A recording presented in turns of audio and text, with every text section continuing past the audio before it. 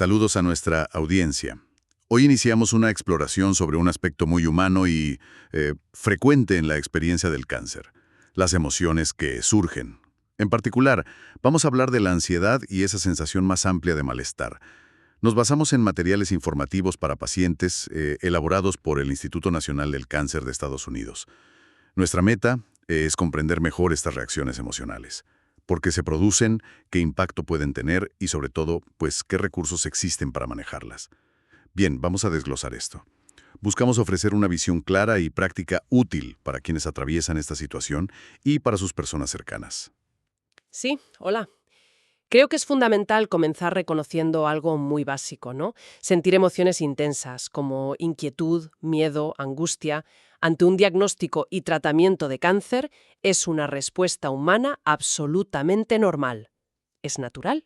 Claro, totalmente esperable. Exacto. Es una reacción frente a una circunstancia que genera un estrés considerable. Sin embargo, aunque sean normales, estas emociones tienen un peso real en el bienestar diario de los pacientes y también afectan a sus familias, por supuesto. No deben ser ignoradas ni, bueno, minimizadas. Es un punto de partida importante, sí. Para que todos entendamos lo mismo, aclaremos los términos, si te parece. La ansiedad, según estos documentos que manejamos, se describe como esa inquietud, ese miedo o temor que el estrés provoca. Mm, Y luego está el malestar, que en inglés llaman distrés.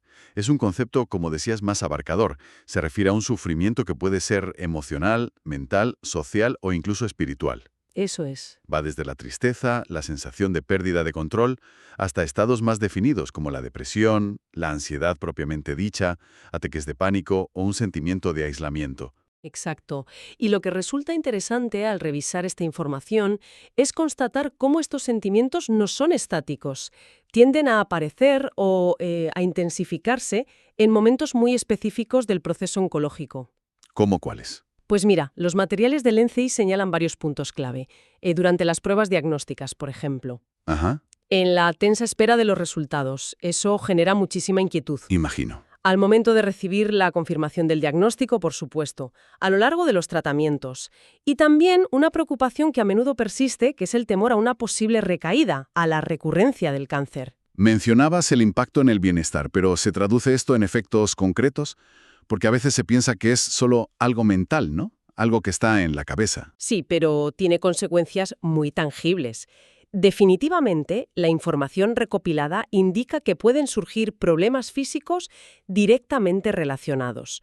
Un ejemplo llamativo son las náuseas o vómitos que algunas personas experimentan antes de la sesión de quimioterapia. Antes.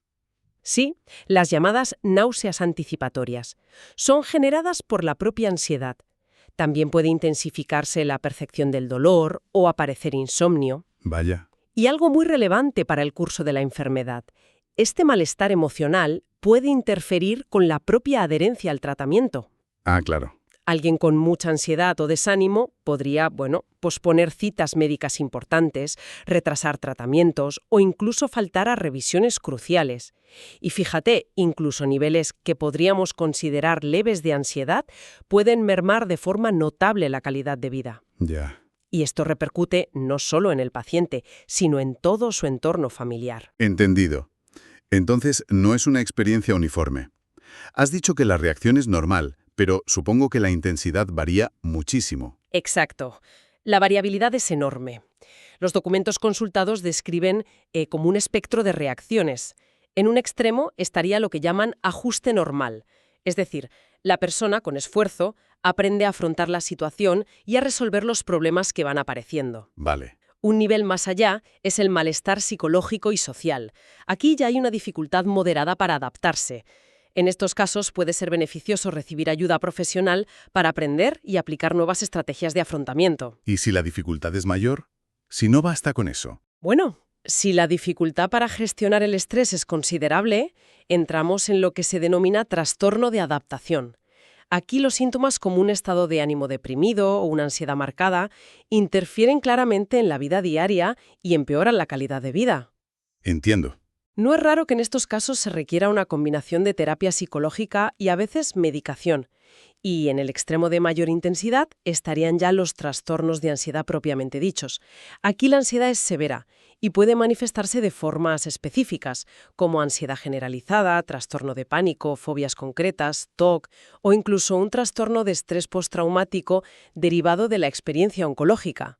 Comentan los materiales del NSI que casi la mitad de los pacientes informa sentir un malestar considerable. Eso es un porcentaje muy alto. Altísimo, sí. ¿Qué factores, según esta información, hacen que una persona sea más propensa a experimentar estos niveles elevados? Aquí es donde la información se pone realmente interesante, como decías, porque parece que no todo depende del tipo o la gravedad del cáncer en sí. Efectivamente, ese es un punto crucial. La información destaca varios factores de riesgo.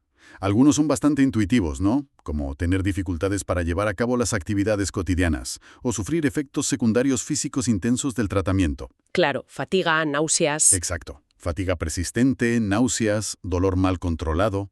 Pero también se señalan otros factores quizás menos obvios, como experimentar problemas importantes en el ámbito familiar o sentir que las necesidades sociales o espirituales no están siendo cubiertas. O sea que el contexto vital de la persona pesa muchísimo. Exactamente. Y se añaden otros elementos.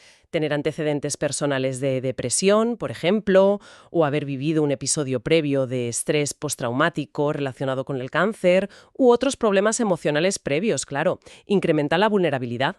Tiene sentido. También recibir un diagnóstico cuando la enfermedad ya está en una etapa avanzada. Incluso se menciona que experiencias vitales adversas, como haber sufrido abuso en la infancia, pueden ser un factor de riesgo para un mayor malestar frente al cáncer. La documentación también recoge algunos datos demográficos, señalando asociaciones estadísticas.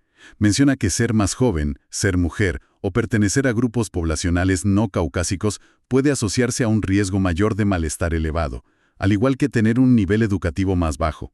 Es importante recalcar, como bien dice el informe, que estos son hallazgos estadísticos de estudios amplios, no determinan la experiencia individual de nadie. Por supuesto, son tendencias observadas en poblaciones grandes, no predicciones individuales, hay que tenerlo claro. Y un aspecto clave que subraya la información es la persistencia del malestar. Si una persona presenta un nivel alto de angustia o ansiedad en el momento del diagnóstico, es bastante probable que ese malestar continúe si no se interviene de forma activa. De ahí la importancia de detectarlo pronto. Exacto. De ahí la enorme importancia de detectar estas dificultades emocionales tempranamente. Una vez detectado, o incluso antes, ¿cómo afrontan las personas esta situación tan compleja? Porque imagino que no hay una única manera correcta de hacerlo, ¿verdad? No, no la hay.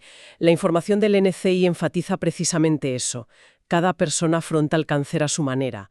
Influyen rasgos de personalidad, claro, ser más optimista o pesimista, más extrovertido o introvertido. Pero más allá de eso, parece que ayuda mucho el poder mantener, en la medida de lo posible, ciertas rutinas, continuar con actividades que aporten significado a la vida de la persona y, disponer de herramientas generales para manejar el estrés. Quienes consiguen un mejor ajuste suelen encontrar formas de seguir percibiendo valor e importancia en su día a día, a pesar de la enfermedad. Y supongo que lo que se necesita para afrontarlo no es lo mismo al principio que más adelante, ¿no? ¿Varían las necesidades de afrontamiento según la fase de la enfermedad? Claramente. Las habilidades y estrategias necesarias van cambiando. Al inicio, en la fase de diagnóstico, a menudo hay una preocupación previa que se convierte en shock al confirmarse la noticia. Claro. Puede ser difícil incluso procesar toda la información médica que se recibe. En este momento, el apoyo puede centrarse también en manejar síntomas físicos asociados al estrés, como la fatiga o el insomnio. Ya. Durante la fase de tratamiento activo, las personas suelen poner en marcha estrategias conscientes para adaptarse, cambiar rutinas, trabajar sobre pensamientos negativos. Aquí, factores adicionales como tener otras enfermedades, lo que llamamos comorbilidades, una menor capacidad funcional previa o haber tenido diagnósticos anteriores de depresión o incluso de dolor crónico de espalda, pueden incrementar la ansiedad asociada a tratamientos como la quimioterapia. Entiendo. ¿Y qué ocurre después del tratamiento principal? Si, por ejemplo, se entra en remisión, ¿desaparece la ansiedad? Pues no necesariamente, o no del todo. En la fase de remisión es común que se experimente una mezcla de emociones. Alivio y alegría, sí, pero también ansiedad. El contacto con el equipo médico se vuelve menos frecuente y eso puede generar cierta inseguridad. Claro, como una pérdida de red de seguridad. Algo así. Cualquier cambio en la salud puede generar preocupación Y las revisiones periódicas, con la consiguiente espera de resultados, son momentos de alta tensión para muchas personas. La buena noticia es que, según los datos, este malestar en la remisión suele ser temporal y manejable. Vale. ¿Y en el caso contrario, si el cáncer regresa? Si se produce una recurrencia, es esperable que el nivel de malestar aumente significativamente. Pueden volver síntomas físicos, puede aparecer la desesperanza. En estas circunstancias tan difíciles, un buen manejo de los síntomas del cáncer y contar con una red sólida de apoyo social son factores clave. Ayudan a mantener una mejor calidad de vida. ¿Y cuándo se toma la difícil decisión de suspender el tratamiento con intención curativa? ¿Cómo afecta eso? Cuando el enfoque del tratamiento cambia hacia los cuidados paliativos, cuyo objetivo es maximizar el confort y aliviar el sufrimiento, es frecuente observar un aumento de la ansiedad o de síntomas depresivos. En esta etapa, encontrar sentido y esperanza en actividades vitales que aún son significativas para la persona y apoyarse en la dimensión espiritual o religiosa, para quien la tenga, puede ser de gran ayuda. Y luego está la supervivencia a largo plazo, que no es un punto final, es un proceso continuo de ajuste. Claro. ¿Qué problemas específicos pueden surgir ahí, en esa supervivencia a largo plazo? Pues los problemas más comunes incluyen el miedo persistente a la recurrencia, una sensación de pérdida de control sobre la propia salud, a veces reacciones condicionadas a estímulos que recuerdan la quimioterapia, ciertos olores, lugares. Curioso. Sí, síntomas compatibles con trastorno de estrés postraumático, fatiga crónica o preocupaciones relacionadas con la imagen corporal o la sexualidad. Si conectamos esto con el panorama general, pues vemos la importancia crítica de un apoyo continuado y adaptado a las necesidades cambiantes de cada fase. El ejercicio físico regular y el asesoramiento psicológico, ya sea individual o grupal, han demostrado ser herramientas muy beneficiosas en esta etapa. Es un recorrido complejo, sin duda, pero es importante señalar que no toda la experiencia emocional es negativa. La información también recoge algo llamado crecimiento postraumático. ¿Qué es eso exactamente? Sí, es un fenómeno documentado y muy interesante. Muchas personas, a pesar de la dureza de la experiencia o quizás a causa de ella, informan de cambios positivos en su perspectiva vital. Hablan de un mayor aprecio por la vida, una mayor claridad sobre sus prioridades, relaciones personales más profundas o un fortalecimiento de sus convicciones espirituales.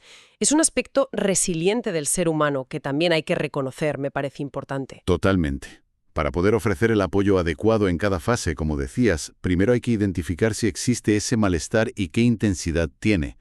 ¿Cómo se realiza esa detección en la práctica clínica, según estos materiales? La detección inicial suele ser sencilla, la verdad. Se basa en hacer preguntas directas al paciente sobre su estado de ánimo general, su nivel de energía, cómo van sus relaciones personales, su situación laboral o económica. Son preguntas que actúan como un, digamos, termómetro emocional. Vale, como un cribado inicial. Exacto. Si las respuestas indican un nivel de malestar moderado o alto, el protocolo habitual es derivar a la persona a profesionales especializados para una evaluación más detallada y, si es necesario, pues iniciar una intervención. ¿A qué tipo de profesionales se refiere? ¿Quién forma esa red de apoyo? Pues la red puede incluir a varios especialistas. Están los profesionales de la salud mental, claro, psicólogos clínicos, psiquiatras, los trabajadores sociales oncológicos, que ofrecen apoyo tanto emocional como práctico en el manejo de recursos, ayudas. Ajá. Los equipos de cuidados paliativos, cuyo enfoque integral incluye el manejo del sufrimiento emocional y espiritual. Y también, para quienes lo necesiten, los consejeros religiosos o espirituales vinculados a los centros sanitarios o de la propia comunidad. Bien. Y una vez identificada la necesidad, ¿qué tipo de intervenciones han demostrado ser eficaces para aliviar esta ansiedad o malestar? Existen diversas estrategias de apoyo con evidencia científica detrás, especialmente beneficiosas para quienes parten de un mayor nivel de malestar. Los estudios revisados por el ENCI destacan varias. El entrenamiento en técnicas de relajación. ¿Tipo respiración profunda? Sí, respiración profunda, relajación muscular progresiva, ese tipo de cosas. También el asesoramiento psicológico o la terapia conversacional, tanto individual como en formato grupal. Las sesiones educativas que ayudan al paciente a entender mejor su enfermedad y tratamiento. la terapia existencial, que aborda las grandes preguntas sobre el sentido, la vida, la muerte, y el fomento del apoyo social a través de grupos de pacientes. Estas intervenciones han demostrado consistentemente reducir síntomas de depresión y ansiedad, mejorar el manejo de otros síntomas físicos y aumentar la sensación de esperanza. Eso es muy positivo. Aparte de estas intervenciones más formales, ¿hay otras herramientas o técnicas que las personas puedan utilizar en su día a día? ¿Algo más práctico quizás? Sí. La documentación menciona varias herramientas adicionales que pueden ser muy útiles. La terapia cognitivo-conductual, la TCC, es una de las más destacadas.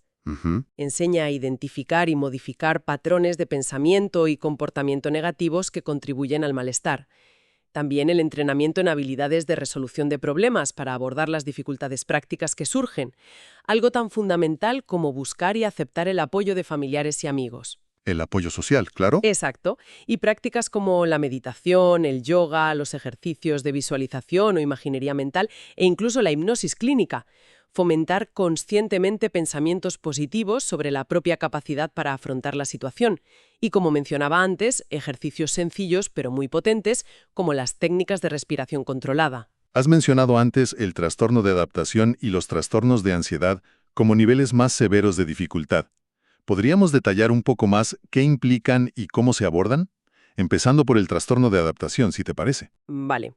El trastorno de adaptación en este contexto se define como una reacción al estrés derivado del cáncer, ya sea el diagnóstico, un tratamiento complicado, una recaída, efectos secundarios persistentes, una reacción que resulta más intensa o prolongada de lo que se consideraría una respuesta normal, entre comillas. Ya.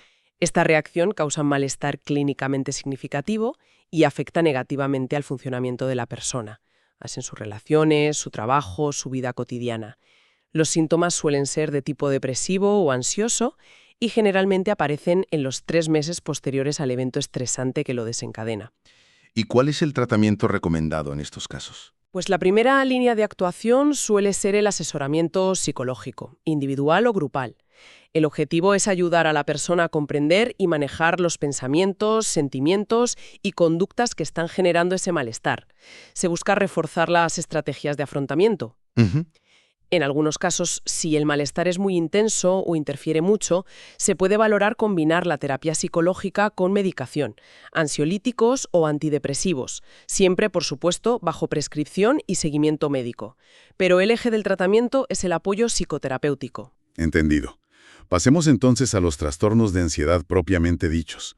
Ya comentamos que sentir cierto nivel de ansiedad es muy común, pero ¿cuándo hablamos de un trastorno? Hablemos de intrastorno de ansiedad cuando la ansiedad es severa, persistente y causa un deterioro significativo en la vida de la persona. Ya no es solo una preocupación pasajera, sino un estado casi constante. Los síntomas pueden ser muy incapacitantes. ¿Cómo cuáles?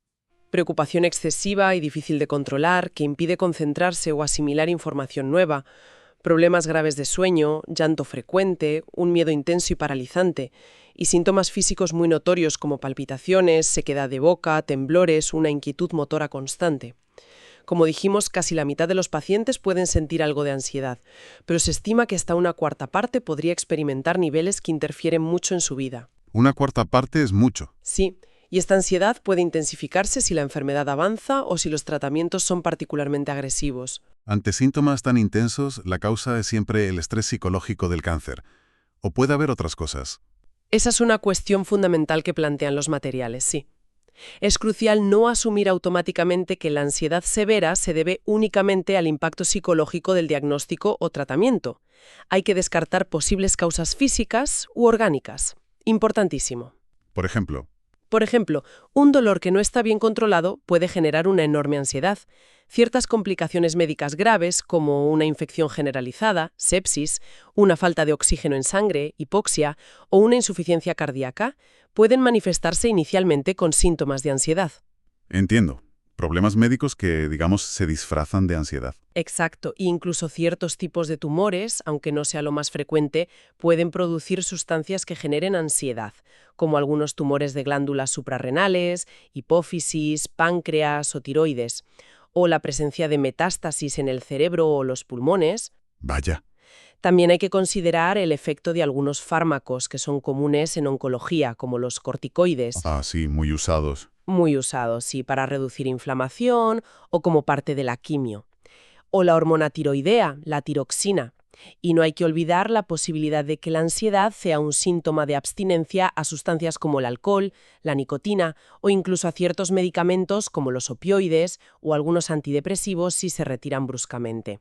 Por tanto, la evaluación médica completa es esencial antes de nada. Otro punto interesante que se mencionaba es la reactivación de problemas previos. Sí, el diagnóstico de cáncer puede actuar como un disparador que reactiva trastornos de ansiedad que la persona ya padecía antes. Quizás incluso estaban controlados. Si alguien tenía previamente un trastorno de pánico, fobia social o ansiedad generalizada, el estrés del cáncer puede hacer que estos problemas resurjan con fuerza, complicando aún más el afrontamiento. Claro, se suma al problema base. ¿Y qué tipos específicos de trastornos de ansiedad pueden aparecer o agravarse en este contexto? Pueden darse varios. Las fobias específicas, por ejemplo.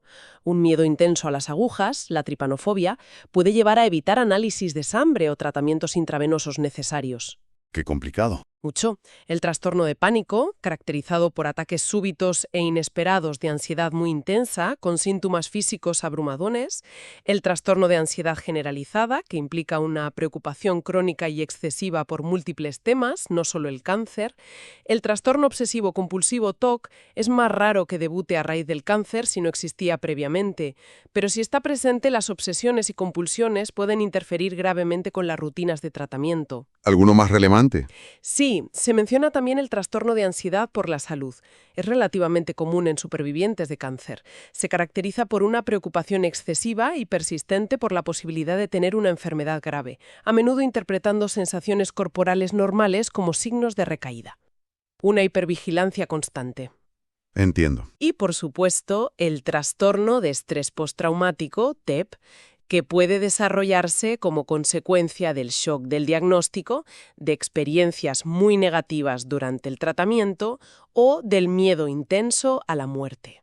Ante este panorama de trastornos de ansiedad, ¿cuál es el enfoque terapéutico general? ¿Qué se suele hacer? Bueno, el primer paso es siempre proporcionar información clara y apoyo emocional para ayudar a la persona a entender lo que le está sucediendo.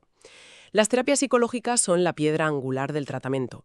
Terapia individual, terapia de pareja o familiar, si el impacto es en el sistema, intervenciones en crisis en momentos agudos, terapia de grupo o grupos de autoayuda. La TCC, que ya mencionamos, es especialmente útil para manejar pensamientos y miedos irracionales, así como las técnicas de relajación. En algunos casos puede ser necesario combinar la psicoterapia con medicación, ansiolíticos para un alivio rápido pero temporal o antidepresivos para un efecto más sostenido, siempre bajo estricta supervisión médica. Y es importante recordar la precaución especial que se señala con el uso de antidepresivos en personas jóvenes por un posible, aunque bajo, aumento del riesgo de ideación suicida. Esto exige una vigilancia estrecha al inicio del tratamiento. Bien anotado. Hemos cubierto mucho terreno, ¿eh? Desde las reacciones normales hasta los trastornos más complejos. Si tuviéramos que destilar la esencia de toda esta información, parece claro que la ansiedad y el malestar son compañeros de viaje frecuentes y comprensibles en el camino del cáncer, pero también que la experiencia es enormemente variable. Entonces, ¿qué significa todo esto para quien nos escucha? Quizás lo más importante es que no es necesario sufrir estas emociones en silencio, ni aceptarlas como una parte inevitable e inamovible de la enfermedad. Ese es sin duda el mensaje central que se desprende de estos materiales. Existen estrategias de afrontamiento personales y fundamentalmente apoyos profesionales que han demostrado ser eficaces para aliviar este sufrimiento emocional. La comunicación abierta es clave. Poder hablar con el equipo sanitario sobre cómo uno se siente realmente, compartir las preocupaciones y miedos con los seres queridos, buscar ayuda para cuidar el bienestar emocional no es un signo de debilidad. Al contrario, es una parte activa e importante del cuidado integral de la salud durante y después del cáncer. Para finalizar, lanzamos una reflexión, algo en lo que quizás pensar después de escucharnos. ¿De qué manera podríamos contribuir cada uno desde nuestro rol como pacientes, familiares, amigos o incluso como sociedad a fomentar un diálogo más abierto y natural sobre las necesidades emocionales que acompañan a una enfermedad grave? Quizás fortalecer esa conversación, tanto en casa como en la consulta, sea una forma poderosa de nutrir la capacidad de afrontamiento y la resiliencia frente a los desafíos de salud. Con esta idea abierta concluimos nuestra exploración de hoy. Agradecemos sinceramente su compañía.